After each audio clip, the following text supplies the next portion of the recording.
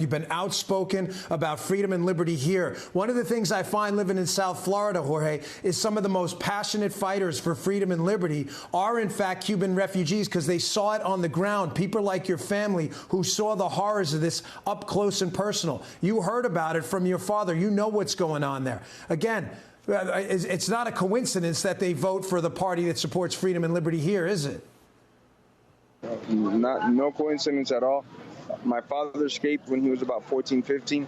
My aunt from Guantanamo Bay to Cuba, where she was living at, they have a minefield set up so you just can't get to Guantanamo Bay and be an American citizen or any of that. They have it filled with mines, and crossing these landmines, you know, it's a problem. It shows you, like, somebody's willing to risk their life at all costs for freedom. She lost a part of her body that'll never come back.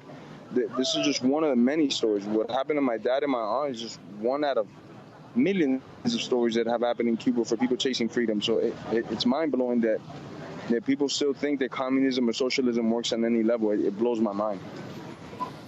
Jorge, when you see politicians like Bernie Sanders, who are, you know, multimillionaires in the United States and have benefited from the freedom here, when you see him speaking about the benefits of socialism around the world, knowing what you know about the horrors, you know, how does that make you feel? It's got to get under your skin. Not just the politicians, but the celebrities as well. I think Kaepernick is maybe one of the most people I despise because he's always preaching about it.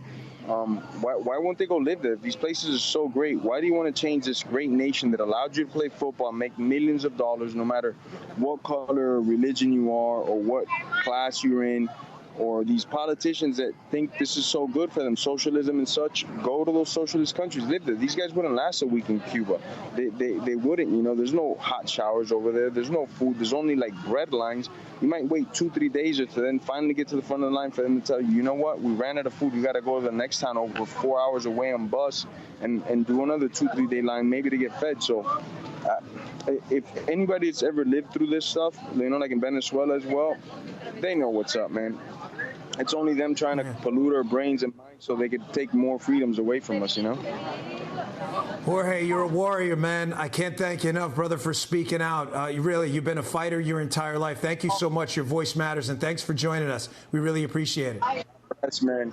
And let me just say before we end this off, keep coming with the facts, my brother. People need to hear this. All your statements earlier that I was hearing before I came on are right on point. Amazing, man. More people need to hear these numbers because it's just staggering, man, how Cuba's not getting help, and America's headed in the same way. They think not, but we're right up there with them, man. The social media being censored, our freedoms getting taken away little by little, and them using the corona now to tread more and more on our freedoms. You know, talking about taking out the Second Amendment.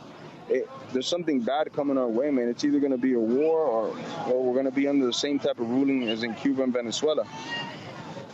Yeah, I know, Jorge. I see the warning signs, too. Thank you, my friend. Thanks for joining us. Really appreciate it. God bless, my brother. Thank you, sir. You got it. Take care.